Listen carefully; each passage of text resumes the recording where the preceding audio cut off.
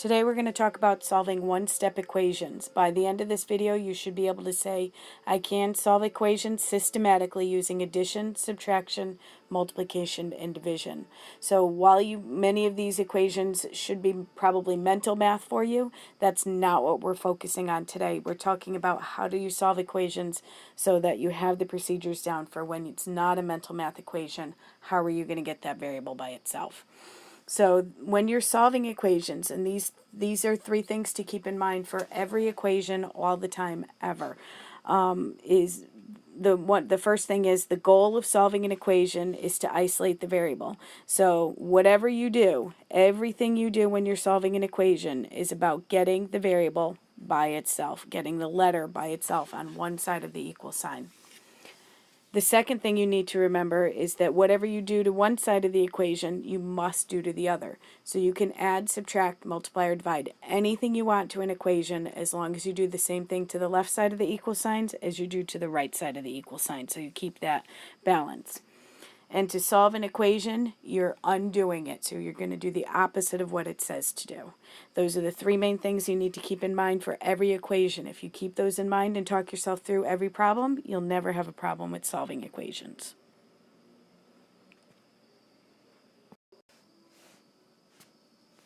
The second of the guiding principles that we talked about for solving equations, whatever you do to one side of the equation, you must do to the other, follows from the four properties of equality that we're going to use the most. The addition property of equality, the subtraction property of equality, the multiplication property of equality, and the division property of equality. Each of these says that you can add, subtract, multiply, or divide anything you want to an equation as long as you do the same thing to both sides. So let's take a look at these examples.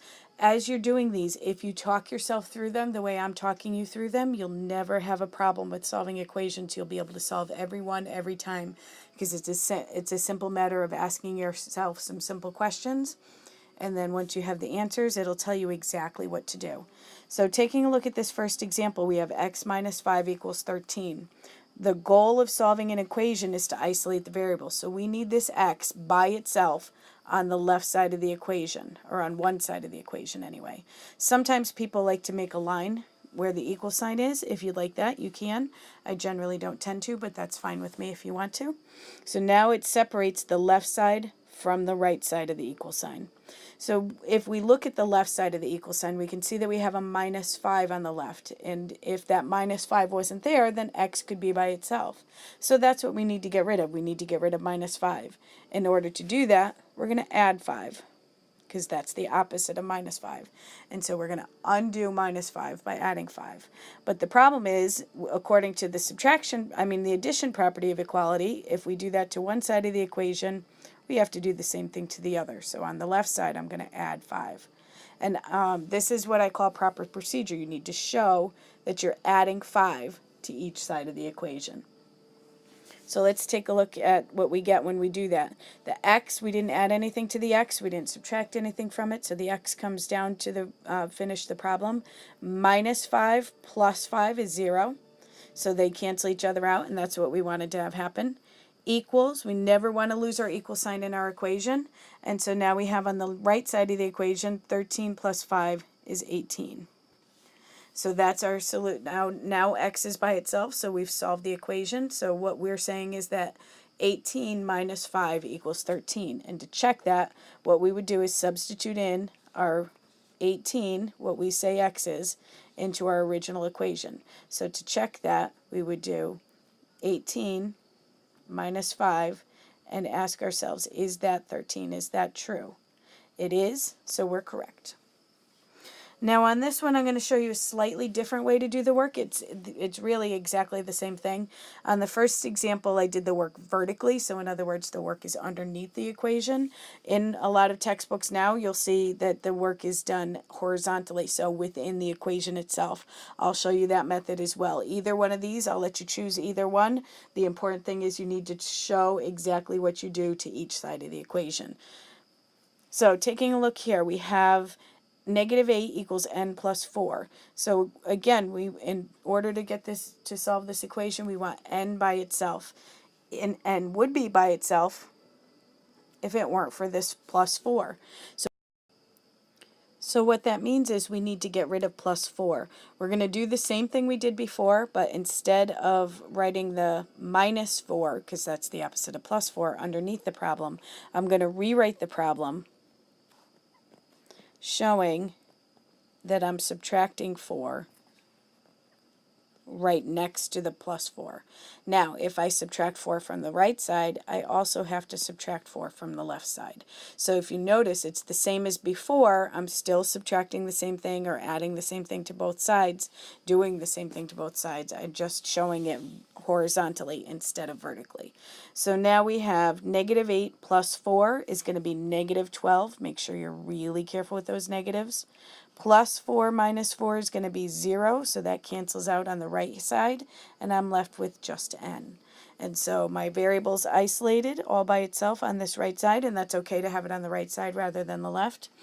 But so now I say n is negative 12. So in order to check that, I would substitute the negative 12 back into my original equation. So I want to see, does negative 8, to check this, I would see if does negative 8 equal negative 12 plus 4. And that's true, so I'm right. So my answer is correct.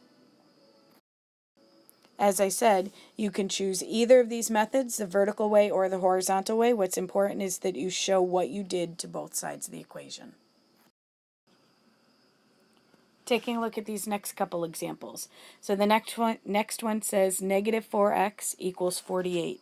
So I need to get rid of times negative 4. And every time I do this, every time I think about what I'm getting rid of in order for the variable to be by itself, what I need to think of is the operation and the number that I'm getting rid of. And that makes my life a lot easier because then I know exactly what to undo. So I need to get rid of times negative 4, so I'm going to divide by negative 4. Remembering that now we use the fraction bar for division, no more line with 2 dots for division, so we're going to use the fraction bar. And so if I'm going to divide the left side by negative 4, I have to divide the right side of the equation by negative 4. The 4's negative 4 divided by negative 4 gives me 1x, which is the same as x, we know. So that means my variable's by itself. And 48 divided by negative 4 is going to be negative 12. My variable's by itself, it's isolated, so that's what I say my answer is. So now I'm just going to do a quick check. Does negative 4 times negative 12 equal positive 48? That's true. So my answer is correct, and that means that x equals negative 12. When you're doing the check, it's really important that you actually pay attention to the check, because if you're just going through the motions, you're not going to catch any mistakes that you made. Taking a look at the fourth example here, we have negative 9 negative 9 plus z equals 15. So we need to get rid of plus negative 9. The easiest way to get rid of negative 9 is to add 9 to both sides of the equal sign. So if we're going to add it to the left side, we have to do the same thing to the right side.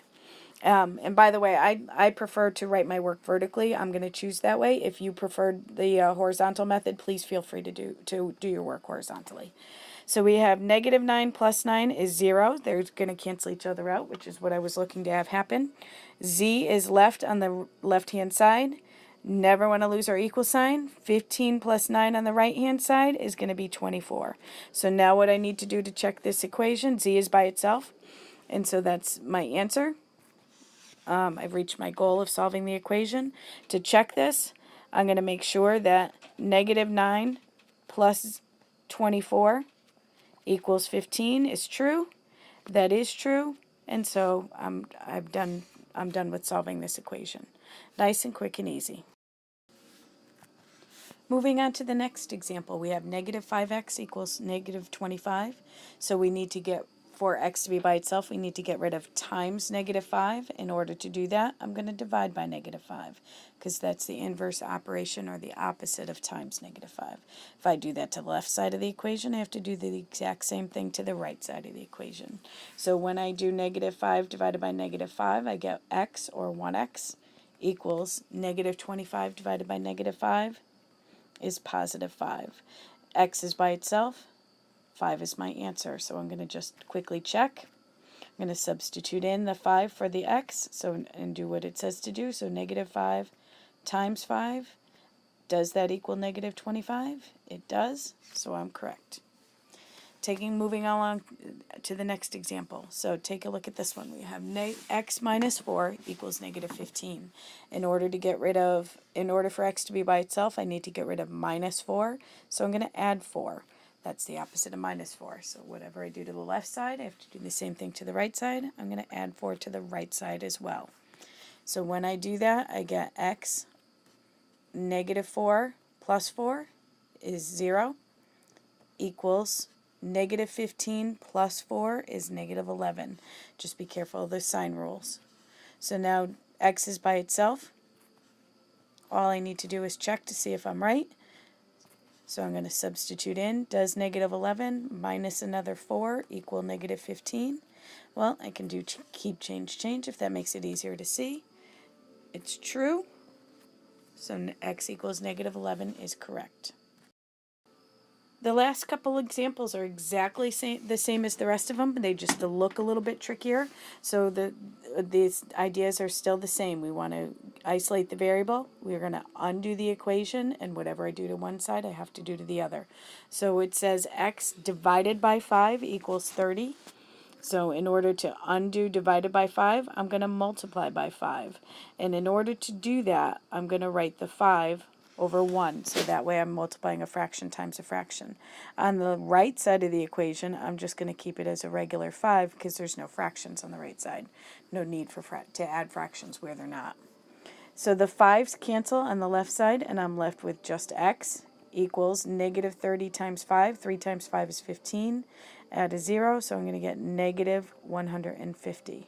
So x is by itself. Negative 150 is my answer. I'm going to double check that by substituting in negative 150 divided by 5, and I want to know, is that equal to negative 30?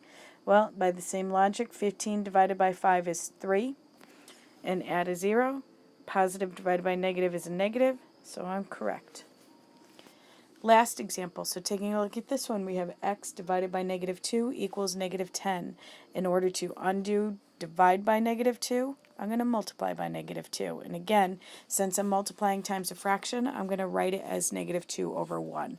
You don't have to do it that way, but it makes it a lot clearer that the 2's are going to cancel instead of multiply times each other. On the right-hand side, I don't have a fraction, so I'm going to just write it as times negative 2. On the left, these 2's cancel. We have x equals negative 10 times negative 2 is positive 20. X is by itself. There's my answer. To double check that, I'm going to substitute in 20 divided by negative 2. Does that equal negative 10? Yes, it does. So I'm correct. So keep in mind, every equation that you ever approach, you want to keep these 3 things in mind. The goal of solving an equation is to isolate the variable. So everything you do is about getting the variable by itself. You can do anything you want pretty much to an equation as long as you do the same thing to both sides. And to solve an equation, you're undoing it. So whatever it tells you to do, you're going to do the opposite.